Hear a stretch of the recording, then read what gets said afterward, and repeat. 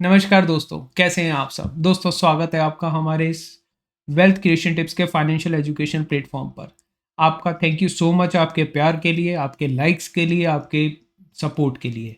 दोस्तों, आज की वीडियो में कुछ ऐसे क्वेश्चंस के आंसर लेकर आया हूं जो कॉमन इन्वेस्टर के माइंड में रहते हैं, पर्टिकुलरली म्यूचुअल फंड से रिलेटेड। पीछे मैंने पूरे म्यूचुअल फंड की एक सीरीज स्टार्ट की थी जिसमें मैंने बेसिक से एडवांस तक आपको सारा म्यूचुअल फंड की ABCD के बारे में बताया, स्कीम्स के बारे में बताया। उसके बाद कुछ और मेरे पास इन्वेस्टर्स के डाउट आए, मेरे जो सब्सक्राइबर्स हैं उनके क्वेश्चंस आए कि कौन सा फंड लें, फंड को होल्ड करें या एग्जिस्ट करें, डायरेक्ट प्लान लें, रेगुलर प्लान लें, किस तरह से इन्वेस्टमेंट करें। इन्वेस्टमेंट कर रखी हैं, उनका समझ नहीं आ रहा वो फंड सही है या गलत है। तो बहुत सारे मैसेज मेरे पास आ गए, बट हर मैसेज का कोशिश की है आंसर देने की, बट फिर भी मुझे लगा कि मैं एक कॉमन वीडियो बनाऊं जिसमें बाकी और भी लोगों को पता चल सके। मैंने सबको जो आंसर देने थे वो तो दिए, बट यहाँ पर हम ब्रॉडली डिस्कस कर पाएंगे, फोन पर इतना नहीं हो पाता। तो इस वीडियो में हम कंपैरिजन करेंगे कि म्यूचुअल फंड में कैसे हम करें और स्टॉक मार्केट में कैसे करें। जैसे आप स्टॉक मार्केट में इन्वेस्टमेंट करते हैं वो तो बहुत सिंपल है कि किसी ने भी कहा कि ये कंपनी के शेयर ले लो, या आपने खुद उसकी न्यूज़ पढ़ी, या आपको पता है कि बड़ी कंपनियां रिलायंस, इन्फोसिस, TCS की, इनके शेयर्स ले लो, रख लो, इन्वेस्टमेंट अच्छी रहेगी। खुद एनालिटिकल स्किल्स 99% इन्वेस्टर्स के पास नहीं होती, वो इधर उधर से देखकर पढ़कर ही इन्वेस्ट करते हैं। अब म्यूचुअल फंड में इन्वेस्ट कैसे करना है। म्यूचुअल फंड भी एक बहुत प्लान्ड एरिया है। दोस्तों, आप जब भी कभी फंड्स को कहीं भी इन्वेस्ट करते हैं, फॉर एग्जांपल आप प्रॉपर्टी लेते हैं तो भी आप पूरा एनालिसिस करते हैं, उसका पूरा एरिया देखते हो, पेपर्स देखते हो, लोकेशन देखते हो। कोई कार लेनी है, बाइक लेनी है, व्हीकल लेना है, उसका भी हम पूरा R&D करते हैं, तब जाकर लेते हैं। हम जहां से कमा रहे हैं, जिस भी बिजनेस को कर रहे हैं, उसमें भी हम अपनी रिसर्च पूरी डालते हैं। हम जॉब कर रहे हैं तो भी हम वहां पर इनोवेशंस करते हैं। अब जो हम हार्ड मनी वहां से कमाते हैं अपने बिजनेस से या जॉब से, उसको इन्वेस्ट करते टाइम हम ध्यान नहीं देते और उसकी प्रॉपर प्लानिंग होनी बहुत जरूरी है। अब म्यूचुअल फंड में जो कॉमन क्वेश्चन जैसे आप स्क्रीन पर देख रहे हो, सबसे पहला आता है कि कौन सा अकाउंट खोलें, क्या डीमैट अकाउंट की जरूरत है। म्यूचुअल फंड में डीमैट अकाउंट की जरूरत बिल्कुल भी नहीं होती। आप सिंपल म्यूचुअल फंड का अकाउंट होता है जो एक पूल में यूनिट्स रहती हैं। अगर आप बिगिनर हो, यूनिट्स क्या होती हैं, म्यूचुअल फंड क्या होता है, कैसे रन करता है, तो मेरी एक रिक्वेस्ट है कि इससे पिछले की 5-6 वीडियोस को आप जरूर देखो। आपकी नॉलेज एनहांस होगी, आपके बहुत सारे क्वेश्चंस का आंसर वहां पर मिल जाएगा। अब आगे बढ़ते हैं कि अकाउंट हमें डीमेट अकाउंट की जरूरत नहीं होती, ऑप्शनल होता है कि हम उन यूनिट्स को डीमेट में लेना चाहते हैं या नहीं। अदरवाइज म्यूचुअल फंड के वो पूल में ही रहती हैं, और जब भी हम उसको रिडेम्पशन मतलब सेल करते हैं, सेल को रिडेम्पशन बोलते हैं, तो हमें वो पैसा मिल जाता है, वो ऑटोमेटिकली उनके पूल से डिडक्ट हो जाता है। पहला क्वेश्चन तो बहुत सिंपल था, इस पर ज्यादा टाइम नहीं लगाना। दूसरा, डायरेक्ट प्लान लें या रेगुलर प्लान लें। डायरेक्ट प्लान और रेगुलर प्लान में सीधा सीधा फर्क है कि कुछ कमीशन बचती है डायरेक्ट प्लान में। जैसे हम डायरेक्ट म्यूचुअल फंड से लेते हैं तो हमें डायरेक्ट प्लान के लिए हम जिस म्यूचुअल फंड को लेना है उसी म्यूचुअल फंड की साइट पर जाकर या उसके थ्रू ही हमें लेना पड़ेगा। बीच में कोई ब्रोकर नहीं होगा, एजेंट नहीं होगा, डिस्ट्रीब्यूटर नहीं होगा। और अगर आप रेगुलर प्लान लेते हो तो बीच में एक इंटरमीडियरी होगा जो आपका अकाउंट भी ओपन करवाएगा, आपको फंड की एडवाइजरी भी देगा और आपकी सारी आगे प्लानिंग भी करेगा। तो डायरेक्ट प्लान इज, आपने डिसीजन लेना है डायरेक्ट म्यूचुअल फंड से, आपको वहां से इन्वेस्टमेंट करनी है। अब वो आपका डिसीजन है, सही हो या गलत हो वो आपके पास है। वो आप अपने बेसिस पर करोगे, अपने एनालिसिस पर करोगे। जो रेगुलर प्लान होगा, बीच में कोई इंटरमीडियरी होगा, तो डेफिनेटली वो आपको एक गाइडेंस देगा। अब फर्क कितना आ जाता है, देखो, डायरेक्ट प्लान और रेगुलर प्लान में अगर आप 10 साल का होराइजन लेके चल रहे हो, तो मान लो आपने 10,000 की सिप की या 20,000 की और अगर आपके 20 लाख हो जाते हैं 10 ईयर्स पे, तो 10 ईयर्स में 20 लाख हो जाते हैं, तो डायरेक्ट प्लान में 20 होंगे, तो रेगुलर प्लान में 5 to 10% डाउन होगा टोटल में जाके। बहुत बड़ा फर्क नहीं पड़ता। बट अगर आपने एक भी गलत फंड पकड़ लिया, अपने आप गलत चूज कर लिया, तो वो सारी एवरेज बराबर कर देगा। अगर मैं नटशेल में एक आपको एग्जांपल दूं कि अगर आप दवाई लेते हो, आपको कोई इलनेस है, आप डॉक्टर के पास जाते हो, दवाई लेते हो, और अगर वही दवाई आप गूगल पे सर्च करके ले लो या केमिस्ट से जाके भी ले लो, दवाई वही है, बट दोनों की वर्किंग में फ़र्क होगा। आप ज़्यादा समझदार हो, जानते होंगे। तो हम डॉक्टर की फीस बचा सकते हैं, गूगल पे सर्च कर सकते हैं, केमिस्ट से भी दवाई ले सकते हैं, बट हम डॉक्टर के पास ही जाते हैं क्योंकि हम हेल्थ का रिस्क नहीं लेना चाहते, बट हम पैसे का रिस्क लेना चाहते हैं for to save the commission. ये डिसीजन आपके ऊपर है। अब मैं आपको बता देता हूं कि कमीशंस का कितना फर्क पड़ता है। देखिए, अगर कोई पर्सन 1000 पर मंथ की सिप करता है तो 12,000 उसके पर एनम यहां पर इन्वेस्टमेंट होगी।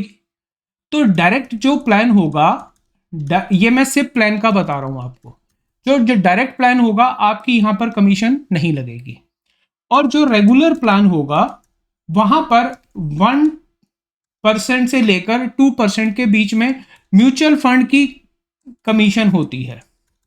1% या 2% वो सब म्यूचुअल फंड की अलग अलग है। अगर आप हमारी पॉकेट की बात करोगे, कोई इंटरमीडियरी की बात करोगे, तो वो कितना कमा रहा होगा इसमें? 0.4%, मतलब 480 रुपी पर एनम मिलेंगे उसको। सॉरी, 4% हुआ 48 रुपीज। अगर कोई पर्सन 10,000 पर मंथ की सिप करता है तो 1,20,000 जाएगा और उसको 480 रुपी पूरे ईयर में कमाई होगी।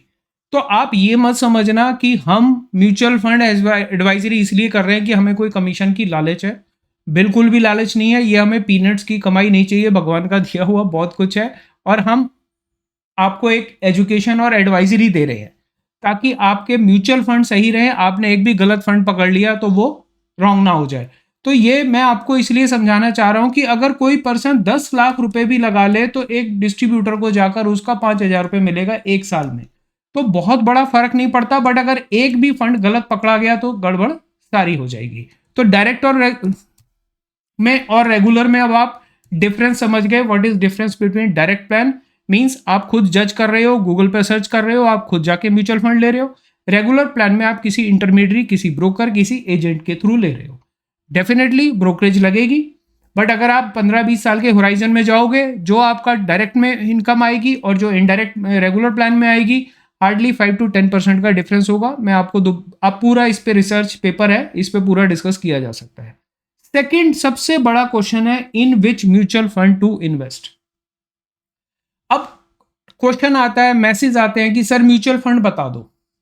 देखो, म्यूचुअल फंड कौन सा लेना है, उसकी स्कीम कौन सी लेनी है, उसके लिए सबसे पहले आपकी एज, आप कितने साल के लिए इन्वेस्ट करना चाहते हो, आप कितना रिस्क लेना चाहते हो, आपको पैसे की जरूरत कब पड़ेगी, आपका पर्पस रिटायरमेंट है, आपका पर्पस बच्चों की एजुकेशन है, बच्चों की शादी है, या अपनी शादी है, या अपनी रिटायरमेंट है, या कोई घर खरीदना है। तो हर इन्वेस्टर का अलग अलग गोल है और हमेशा म्यूचुअल फंड हमेशा गोल बेस्ड होना चाहिए। आपको गोल के हिसाब से स्टार्ट करना चाहिए, ऐसे ही आंख मीच के स्टार्ट नहीं कर देना चाहिए। हर इन्वेस्टर की एज अलग है। अगर कोई उसकी 25-30 ईयर्स का इन्वेस्टर है, 20 ईयर्स का है, 20-30 का है, तो हम उसको रिस्क टेकिंग कैपेसिटी में मानते हैं। और अगर उसका लॉन्गर टर्म विजन है तो हम डेफिनेटली उसकी स्कीम्स, अब स्कीम्स क्या होती है पहले उसको भी दिखा देता हूं मैं एक बार। अब यहां पर सबसे पहले तो आ जाता है पीरियड, ओपन एंडेड लेना या close ended. Mostly 99% open ended ही लेते हैं, सिर्फ टैक्स सेविंग वाले क्लोज एंडेड होते हैं। इसमें मुझे कुछ ज्यादा डिस्कस करने की जरूरत नहीं है। दूसरा, सेक्टरल या डाइवर्सिफाइड। सेक्टरल मतलब एक पर्टिकुलर सेक्टर में आपने फंड लगाने हैं या डाइवर्सिफाइड में लगाने हैं। तो मैं कैसे किसी को म्यूचुअल फंड बता सकता हूं जब तक मैं ये सारे क्वेश्चंस नहीं करूंगा। दूसरा, आपने रिस्क कितना लेना है। लार्ज कैप में कम रिस्क है, मिड कैप में थोड़ा ज्यादा रिस्क है, स्मॉल कैप में बहुत ज्यादा रिस्क है। अब आजकल आप मार्केट में देख रहे हो मिड कैप और स्मॉल कैप की खूब पिटाई हो रही है, वो हाई रिस्क हाई रिटर्न पर है।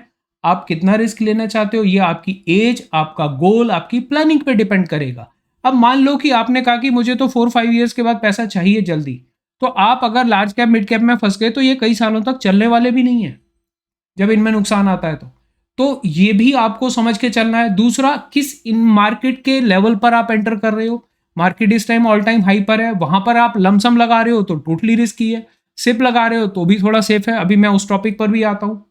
फिर तीनों का मिक्स मल्टी कैप हो जाता है और मैंने हर इस स्कीम की पीछे की वीडियोस में सिखाया है, समझाया है। अगर आपने नहीं देखी तो वो वीडियोस देखो, हर एक के बारे में मैंने डिटेल वीडियो डाल रखी है हर टॉपिक पर। Focus fund, index fund, income fund मतलब डेट में पैसा लगता है, हाइब्रिड फंड डेट और इक्विटी में मिक्स लगता है। अब डिपेंड करता है कि किसकी कितनी रिस्क की एपेटाइट है। अब अगर एक इन्वेस्टर कह रहा है कि मुझे यहाँ पर इन्वेस्टमेंट करवा दो, मेरे को 2 साल बाद घर खरीदना है, और मान लो वो इक्विटी में घुस गया पूरा मिड कैप और स्मॉल कैप में, और 2 साल मार्केट नहीं चली, तो पैसा ब्लॉक हो जाएगा उसका। तो ये बहुत जरूरी है। तो ये इस तरह से नहीं हो सकता कि हम गूगल पे सर्च कर ले या कोई हमें बता दे कि म्यूचुअल फंड बता दो। Mutual fund with proper planning होना चाहिए। मैं दोबारा रिपीट कर रहा हूं, आपकी एज, आपका इन्वेस्टमेंट गोल, आपकी रिस्क टेकिंग कैपेसिटी, आपकी नीड ऑफ मनी, 3-4 चीजों का जानना बहुत जरूरी है। और उसके बाद आप जो म्यूचुअल फंड स्कीम ले लेते हो उसकी मॉनिटरिंग रोज रोज नहीं करनी, बट आपको क्वार्टरली, 6 हाफ ईयरली मॉनिटरिंग जरूरी है कि वो फंड परफॉर्म कर रहा है कि नहीं इन कंपैरिजन टू अदर। अब मैं कहूं कि लार्ज कैप फंड का मतलब है कम से कम 10 फंड होंगे जो बहुत बढ़िया होंगे, बेस्ट फंड। वो 10 फंड आज बेटर हैं, कल बेटर होंगे कि नहीं होंगे, वी डोंट नो। अब आज हमने, जैसे आपको आज रिलायंस अच्छा लग रहा है, बट कल तो नहीं पता क्या होगा। अडानी आज से 2 साल पहले सबको अच्छा लग रहा था, बीच में झटका लग गया। तो किस कंपनी की क्या खबर आ जानी है। ऐसे ही म्यूचुअल फंड ने किन कंपनीज में इन्वेस्ट कर रखा है, फंड मैनेजर कैसे परफॉर्म कर रहा है। आज अच्छा कर रहा हो सकता है 3-4 महीने बाद वो नहीं परफॉर्म कर पा रहा, तो हम उसको स्विच ओवर करवाएंगे। तो इसका एनालिसिस भी बहुत जरूरी है, रेगुलर व्यू जरूरी है। नेक्स्ट, फिर हम लॉन्ग टर्म गोल लेकर चल रहे हैं, तो लॉन्ग टर्म गोल में फिर आ जाता है कि हमारा एज फैक्टर क्या है। अगर कोई 50-60 ईयर्स की एज में ही स्टार्ट कर रहा है तो उसका बहुत ज़्यादा लॉन्ग टर्म गोल नहीं है, उसको पैसे की ज़रूरत रिटायरमेंट पे पड़ने वाली है, या उसके बच्चों की शादी का टाइम आने वाला होगा। कोई 40s में है तो बच्चे अभी छोटे हैं, वो हायर स्टडीज़ का होगा, उसके हिसाब से प्लानिंग की जाएगी। फिर रिस्क कितना लेना है। अब जैसे आजकल मार्केट हाई पर है तो इक्विटी हाईली रिस्की है, इलेक्शन आ रहे हैं, तो हम उसको हाइब्रिड फंड में भी डलवा देते हैं। फिर हम एक प्लानिंग करते हैं कि लिक्विड फंड में मान लो किसी ने आज कहा कि हमें 10-20-10-20-30-40-50 लाख इकट्ठे डालने हैं, तो लमसम डालना मार्केट में रिस्की है। हम उसको लिक्विड स्कीम डेट में डाल देते हैं और वहां से सिप करवा देते हैं, STP, SWP। तो ये टर्म्स आप जानते हो तभी करो, नहीं तो सलाह लेकर करो। बहुत प्रॉपर प्लानिंग की जरूरी है। अभी जैसे मेरे पास एक पीछे क्लाइंट आए, वो रिटायर हुए, उनको रिटायरमेंट का फंड मिला, लार्ज चंक ऑफ मनी थी, तब निफ्टी 20,000 चल रहा था। अब वो कह रहे हैं कि मुझे रिस्क बिल्कुल नहीं लेना, उनकी हार्ड एंड मनी है, सारी जिंदगी भर का बचाया हुआ पैसा है उनका, उसको कैसे हम डाल दें इक्विटी में। उसका एलोकेशन किया गया, कुछ पार्ट डेट में, एफडीज में, कुछ इक्विटी में भी लार्ज या मिड में, और वो भी लमसम नहीं। हमने उसकी सिप बनाई, 30 लाख को डेट में डाला, डेट से बैंक से उसको लिंक किया, लिंक से उसकी सिप गई। इस तरह से प्लानिंग होती है। एक स्टूडेंट है, उसको अपने ग्रैंडफादर से गिफ्ट मिले 5 लाख रुपी, अब वो लमसम यहाँ पर लगाना चाह रहा है, हाईली रिस्की। 5 लाख उसका डेट में डाला, वहां से सिप करवा दी ना 5,000-10,000 पर मंथ की, ताकि एवरेजिंग आउट होती जाए। अब व्हाट इज एवरेजिंग आउट, आप इससे पिछली वीडियो में देखो, पूरा प्रॉपर बताया हुआ है। उसके लिए आ जाते हैं सिप प्लान। आई थिंक समझ आ रही होगी बात कि हमें किस तरह से म्यूचुअल फंड प्लान करने चाहिए। लमसम या सिप मोड, लमसम ऑलवेज होता है जब मार्केट इज वेरी डाउन, हम खरीदेंगे buy at low sell at high, तभी तो इनकम आएगी। अब अगर बाय एट हाई कर रहे हैं तो उससे ज्यादा मार्केट ऊपर जाएगी, तभी तो प्रॉफिट आएगा। अब मार्केट ऑल टाइम हाई पर है, पॉलिटिकल सिनेरियो का नहीं पता, और अगर मार्केट नहीं चली तो क्या होगा। तो यहां पर लमसम वेरी रिस्की है। लमसम हमेशा होता है जब मार्केट ने अच्छी करेक्शन ली है, मार्केट काफी डाउन हुई है, वहां पर लमसम होना चाहिए। अब किसी के पास बहुत अमाउंट ज्यादा पड़ा है, बेटर है उसको हम लिक्विड फंड में डालते हैं, लिक्विड से स्वैप करवाते हैं, स्विच करवाते हैं, उसको STP करवाते हैं, तो वहां से वो सिप जनरेट होनी शुरू हो जाती है, ऑटोमेटिकली जाती है। तो अब कौन सा लिक्विड प्लान लेना है, कौन सा फंड लेना है, अब मैं कैसे ये व्हाट्सएप पर बता दूं, ये पॉसिबल नहीं है। ये इट नीड्स प्रॉपर प्लानिंग। दूसरा, मैंने मान लो आज फंड बता दिए आपको कि इन फंड्स में लगा लो, हो सकता है 4-6 मंथ बाद मुझे फंड वो अच्छे नहीं लग रहे, मैं किसी और में स्विच करवाना चाह रहा हूं, मैं तो आपको बता के बैठ गया, आपको पता ही नहीं है उसके बारे में। तो मॉनिटरिंग भी बहुत जरूरी है। तो हम जो हमारे पास अकाउंट होते हैं हम उसमें मॉनिटरिंग रखते हैं कि किस में हमें चेंज करवाना है, कब फंड बंद करवाना है, किस में स्विच ओवर कराना है, कब रिडेम्पशन करानी है, कब डेट में लाना है। ये सारा प्लान होता है। जब तक वो नहीं होगा तब तक तो आंख मीच के हम लगाए जा रहे हैं पैसे। दूसरा, म्यूचुअल फंड और शेयर्स में फर्क है। मैंने मान लो आपको बोल दिया रिलायंस टीसीएस ले लो, ठीक है, बट म्यूचुअल फंड लेने का मतलब है वो 50-100 कंपनीज लेकर बैठा है, और वो लार्ज कैप वाला है, मिड वाला है, स्मॉल कैप वाला है, आपको कैसे पता चलेगा? तो ये चीजें भी बहुत जरूरी हैं। नेक्स्ट, व्हेन टू इन्वेस्ट और सेल, ये भी आपके इन्वेस्टमेंट गोल के हिसाब से होगा। मार्केट जरा सी डाउन हुई, आप घबरा गए, आपने इन्वेस्टमेंट तो स्टार्ट की थी कि 10 ईयर्स तक के लिए करेंगे, 1 ईयर के बाद मार्केट डाउन हुई, आप घबरा गए, आप रिडीम करा लेते हो, पता चले मार्केट वहीं से आप हो गई। सिप करवाते हो आप, सिप में तो कभी भी बंद नहीं करना चाहिए। सिप कभी भी किसी भी टाइम पर स्टार्ट हो सकती है, हाई मार्केट लेवल पर भी, लो पर भी, बट लमसम अमाउंट मार्केट जब अच्छी करेक्शन ले चुकी हो तभी लगाना चाहिए। सिप कभी भी आप स्टार्ट कर सकते हो। और सिप जब मार्केट डाउन हो रही हो तो आपको खुश होना चाहिए, क्योंकि जब मार्केट डाउन होगी तो आपको ज्यादा यूनिट्स मिलेंगी, तो वो आपकी एवरेजिंग आउट बेटर होगी। और उस टाइम पर हम घबरा कर कई बार सिप बंद कर देते हैं। सबसे बड़ी ब्लंडर इन्वेस्टर वही करते हैं। कोविड के टाइम पर यही हुआ था, मार्केट गिरी थी, घिरवा के कई लोगों ने रिडेम्पशन करा ली या सिप बंद करा दी। अरे एक्चुअल टाइम तो वो था खरीदने का, जब मार्केट डाउन थी, आपका डाउन मार्केट में पैसा लग रहा था। और डायरेक्ट हम इन्वेस्ट नहीं कर पाते। मैं पावर ऑफ कंपाउंडिंग पर भी एक वीडियो लेकर आ रहा हूं, आपको और ज्यादा बेटर क्लैरिटी होगी कि what is the power of compounding, कितना ज्यादा हमें उसमें रिटर्न्स मिल सकता है जो हम खुद नहीं डायरेक्टली कर सकते।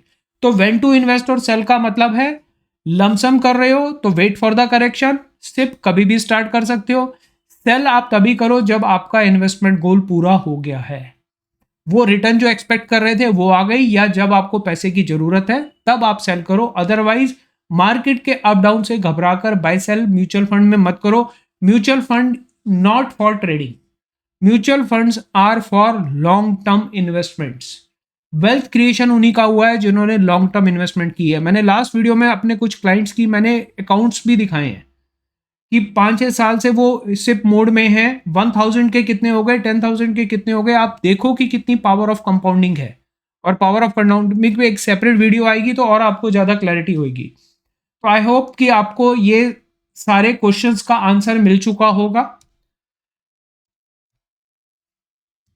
अकाउंट आप जहां मर्जी खोलिए, डीमैट अकाउंट की जरूरत नहीं है। डायरेक्ट और रेगुलर प्लान ये आपकी चॉइस है, आप डायरेक्ट कीजिए, रेगुलर कीजिए, ये आपकी चॉइस है। किस म्यूचुअल फंड में लगाना है ये आपकी इन्वेस्टमेंट गोल का डिसाइड होना चाहिए। लमसम या सिप मोड ये मैंने बता दिया, when to buy when to sell ये मैंने बता दिया। उम्मीद करता हूं कुछ बेसिक क्वेश्चंस क्लियर हुए होंगे, और जिन भाइयों के मैं जवाब नहीं दे पाता तो यहाँ पर उम्मीद करता हूँ सबको आंसर्स मिल गए होंगे।